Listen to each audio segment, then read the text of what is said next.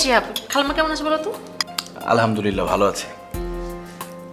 আচ্ছা হামিদ ভাই, তোমার বাড়ির কারোর সাথে যোগাযোগ নেই না? আকাশে চাঁদ উঠলে ঘরের জানালা দিয়েই দেখা যায়, আলাদা জায়গায় গিয়ে দেখতে হয় না।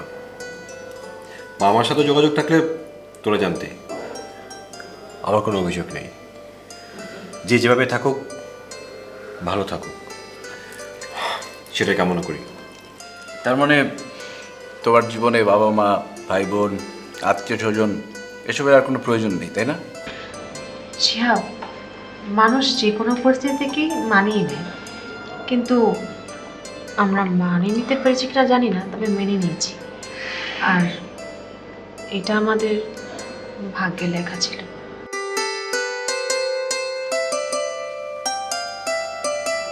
আমরা এখন দুজন দুজনের জন্য যথেষ্ট। কে যখন আমাদের বুঝলো না, তাহলে আমাদের কিসের এত টাকা? আমাদের ভাবনাটা এখন এমন, কি আমাদের ক্ষমা করলো, মেনে নিল, সেটা দৃশ্য নয়। মুখ্য বিষয়টা হচ্ছে আমরা কাকে মেনে নেব, কাকে ক্ষমা করব, সেটাই। কিন্তু ভাই, এটা তো অভিমানের কথা হলো। মান অভিমান দিয়ে তো সম্পর্ক বিচার করা ঠিক না। হবে হয়তো, কিন্তু এখন এটাই আমাদের জীবনে বড় সত্য। তোমার কথা শুনে মনে হচ্ছে তোমার বাচ্চা কাচ্চারা, দাদা দাদি, নানা নানি এরা দূরে থাক, মানে মামা চাচা ফুপু খালা এদের আদর কি শাসন কি এগুলোই জীবনে বুঝবে না। মানে বাচ্চাদের তো ঠকানোর তোমার কোনো অধিকার নেই।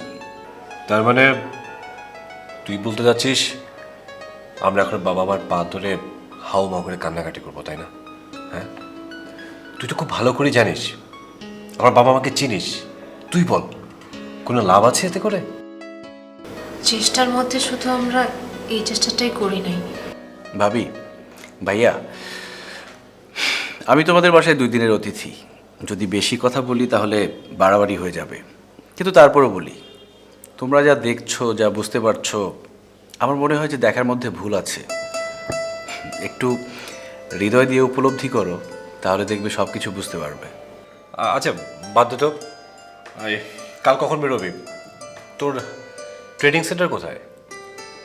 মোহাম্মদপুরে।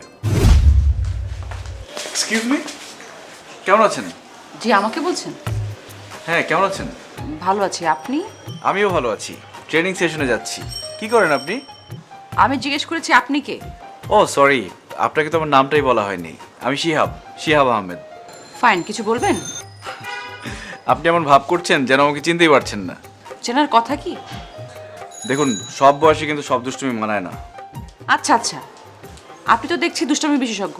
তা আপনি যেটা করছেন সেটাকে কি বলে? দুষ্টামি না বাদরামি? আশ্চর্য! আশ্চর্য! আপনি কি আশ্চর্য হচ্ছেন নাকি আমাকে ভেঙাচ্ছেন? আমাকে আমার সামনে একটা অপরিচিত লোক আমার সাথে চেঁচে পড়ে কথা বলতে চাইবে, আমি কি আশ্চর্য হব না?